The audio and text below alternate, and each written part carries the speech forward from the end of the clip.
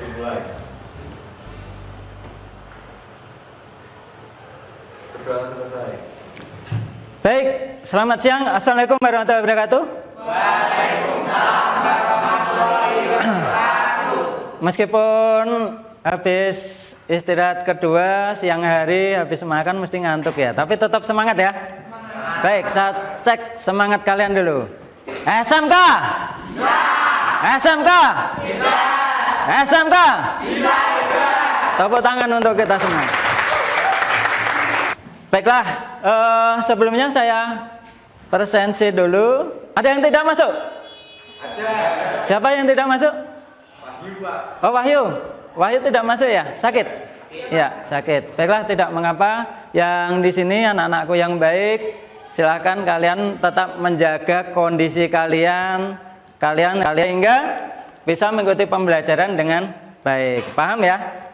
Ya. Baiklah. Kali ini nanti kita akan mempelajari tentang teks ceramah. Ya, kita akan mempelajari tentang teks ceramah. Nah, apa manfaatnya teks ceramah itu? Sebenarnya banyak manfaatnya ya. Ini anak-anakku selain aktif di sekolah, ada yang OSIS, ada yang pramuka, ada juga yang olahraga dan lain sebagainya. Di rumah saya yakin juga aktif semua. Ya kan? Nah, sedangkan ceramah ini menuntut kemampuan untuk berbicara. Nah, berbicara ini nanti yang banyak manfaatnya manakala kita berinteraksi dengan sesama baik di lingkungan sekolah maupun di lingkungan masyarakat. Nah, ini materi kita yaitu akan mempelajari kali ini tentang materi teks ceramah.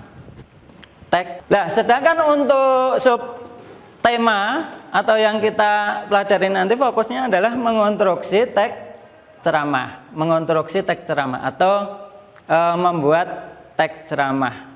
Nah, teks ceramah nanti diharapkan di akhir pembelajaran nanti kalian bisa menyusun teks ceramah dengan baik. Nah, adapun penilaiannya, dan nanti saya akan menggunakan penilaian saat proses juga saya nilai, artinya kalian harus memperhatikan pelajaran dengan baik, tidak boleh ada yang ngantuk. Nah, harus dengan senang hati, karena pembelajaran ini harus dengan senang ya. Karena kalau kita belajar dengan senang, maka nanti materi akan bisa masuk dengan baik, sehingga kita menjadi lebih paham. Nah, itu ada penilaian proses saat pembelajaran, harus mengikuti dengan baik, dengan tenang, dengan seksama.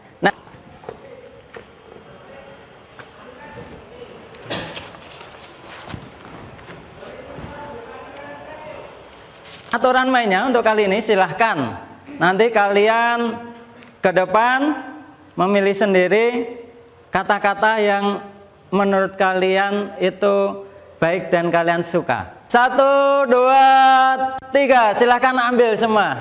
Pilih. Nah, pilih. Ya. Baiklah.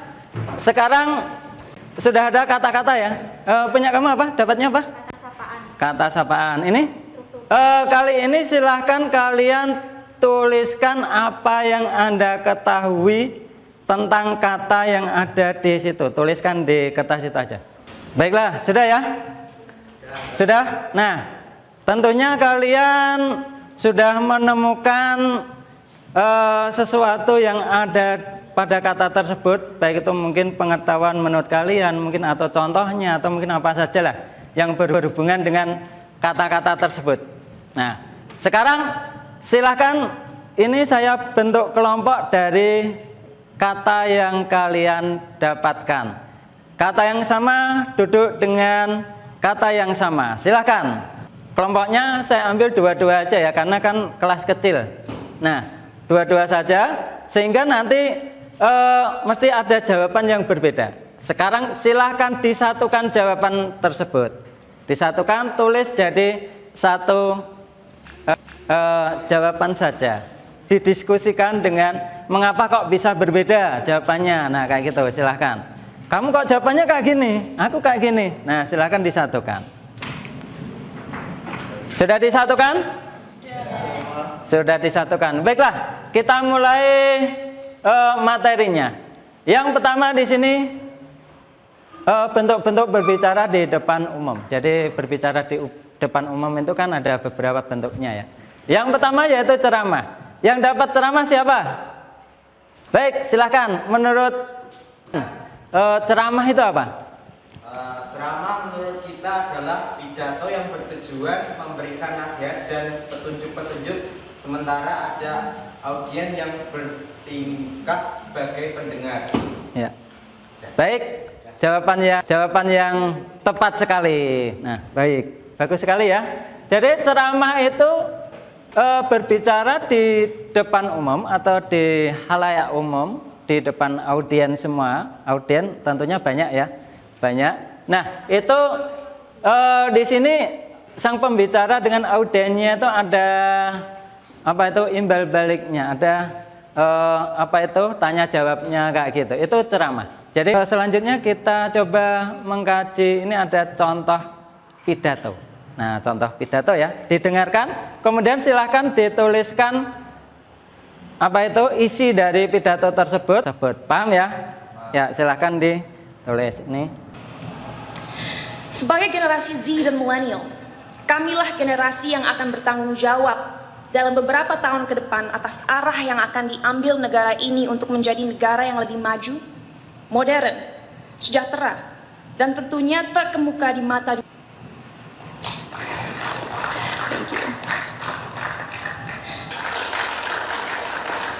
Oleh karena itu, ayo kita bersama-sama menjelmakan lambang Garuda dimanapun kita berada. Mari kita taat dalam beragama agar menjadi manusia yang bermoral, tapi mari kita juga merangkul budaya Indonesia untuk membimbing identitas bangsa. Terima kasih, salam sejahtera bagi kita semua.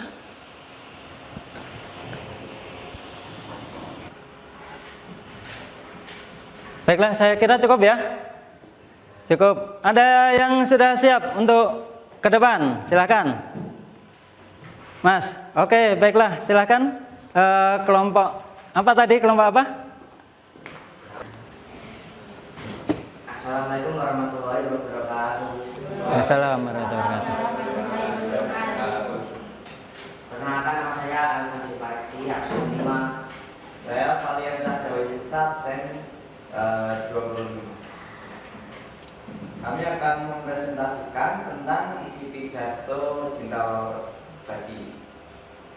Ya, silakan. Yang pertama tadi Cinta Laura menyinggung tentang kita harus lebih mempromosikan budaya supaya dapat dikenal dunia, dan remaja-remaja pada saat ini kebanyakan masih belum bersatu. Tadi Cinta Laura juga menyinggung soal manusia itu pemikirannya terbatas dan masih memanusiakan Tuhan. Kemudian masalahnya sekarang itu manusia kebanyakan mengatasnamakan Tuhan untuk urusan pribadi. Cinta Laura tadi juga menyinggung soal fungsi agama, yaitu untuk membimbing kompas moral manusia. Lalu untuk Cinta Laura tadi juga menyinggung yaitu untuk mempersatukan remaja-remaja milenial sekarang dengan mengenalkan kembali budaya, bahwa biar kelihatan kalau budaya kita itu banyak, biar kita bangga. Kemudian memperbaiki ajaran-ajaran agama dan membuatnya lebih adil untuk agama lain, untuk yang pendidikan sekolah. Kemudian adalah critical thinking atau berpikir kritis. Lalu gunakan teknologi untuk mengembangkan toleransi. Ya, sudah. Ya, cukup. Ya, baik. Silakan duduk dulu. Yang lain siapkan pertanyaan ya. Pada sesi ini 3 pertanyaan terlebih dahulu. Yang pertama silakan, siapa? Baik, sebutkan nama dan nomor absennya. Sebelumnya perkenalkan, nama saya Zika Alfafika dari absen 29. Pertanyaannya adalah, jelaskan pembukaan dari pidato. Presentasinya. Kelompok apa tadi? Ceramah. kelompok ceramah. Baiklah. Oke, sekian presentasi dari kami. Bila ada salah kata kami mohon maaf. Wassalamualaikum warahmatullahi wabarakatuh. Waalaikumsalam warahmatullahi wabarakatuh. Hebat ya. Oke, tepuk tangan. Kemudian sekarang tugas kalian yaitu membuat teks. Nah, teks ceramah. Nanti akan ada yang ke depan untuk menyampaikan teks tersebut. Silakan yang ingin menyampaikan hasil pekerjaannya di depan. Siapa? Baik, Mbak siapa? Iya, absen 20. Ya. Assalamualaikum warahmatullahi wabarakatuh. Selamat siang hadirin sekalian. Pendidikan memegang peran yang penting dalam kehidupan berbangsa dan bernegara. Pendidikan yang maju membawa negara tersebut menjadi terdepan. Maka dari itu, kita harus memajukan dunia pendidikan di Indonesia. Nelson Mandela, seorang pejuang hak asasi dan presiden Republik pertama di Afrika Selatan, pernah berbicara, "Education is the most powerful weapon which you can use to change the world." Artinya, pendidikan adalah senjata paling ampuh untuk mengubah dunia. Selama ini, kita berlomba-lomba di bidang ekonomi, teknologi, atau keamanan dengan negara-negara lain. Saya tidak akan katakan bahwa persaingan tersebut buruk. Namun, kadang kita melupakan satu bidang yang sebenarnya lebih penting, yaitu pendidikan. Bila kita mendahulukan pendidikan yang bermutu, maka kemajuan di bidang lain niscaya akan mengikuti. Benar belakang apa yang dikatakan Nelson Mandela bahwa pendidikan dapat mengubah dunia. Sekian sepatah dua patah dari saya. Mari kita bersama-sama kembali menyusun skala prioritas. Terima kasih. Wassalamualaikum warahmatullahi wabarakatuh. Waalaikumsalam warahmatullahi wabarakatuh. Oke, ada yang memberikan komentar? Silakan. Ya, ini Mbak aktivis. Nah, silakan. Bagaimana penampilannya? Menurut saya bagus, pengucapannya juga jelas, Uh-huh. suaranya juga keras, jadi bisa didengar oleh satu kelas. Terus Pengucapannya juga jelas, AU-nya ya. jelas. Jadi bagus. Bagus ya. Jadi gitu ya.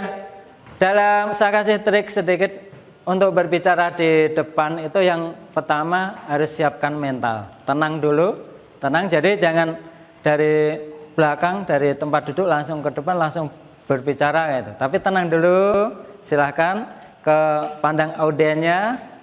Setelah dirasa tenang baru bisa dimulai dengan suara keras. Nah, kadangkala saat kita berbicara di depan kelas atau mungkin di depan audien, itu kan ada timbul rasa grogi juga. Timbul rasa grogi dan ini nanti bisa menghilangkan apa yang telah kita sampaikan. Nah, apa yang kita telah sampaikan itu kadang hilang. Kita sudah persiapan banyak ini itu dan lain sebagainya, tapi karena grogi bisa hilang ya, bisa berkurang gitu ya. Ya gini. Jadi kalau kita grogi, yang jelas kita mantapkan, kemudian kita keraskan suaranya.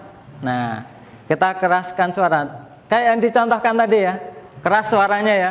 Dengan begitu rasa grogi kita itu akan hilang. Sekarang kita sudah melaksanakan pembelajaran. Di sini ada beberapa soal untuk evaluasi.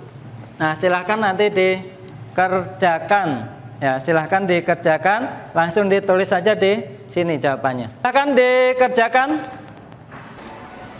Baiklah, waktunya sudah habis. Silahkan hasil pekerjaan kalian dikumpulkan di depan.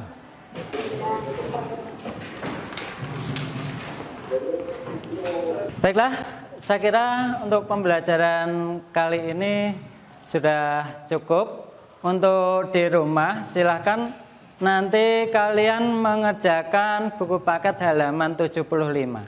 Paham ya? Jadi di rumah dikerjakan buku paket halaman 75.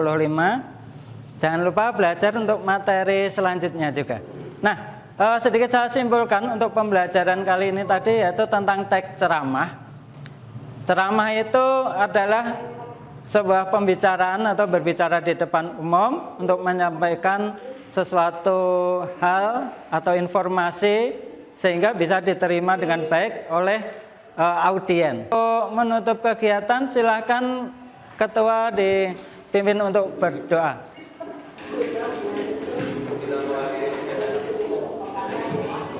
Setelah kita berdoa menutup kegiatan masing-masing.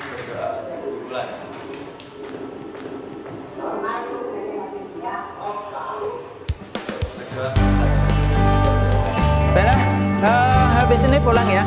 Sudah selesai pembelajaran untuk kali ini. Terima kasih telah mengikuti pembelajaran dengan baik. Silakan nanti pulang dengan hati-hati. Semoga bisa sampai rumah dengan selamat, bisa bertemu dengan keluarga masing-masing. Kami akhiri. Wassalamualaikum warahmatullahi wabarakatuh.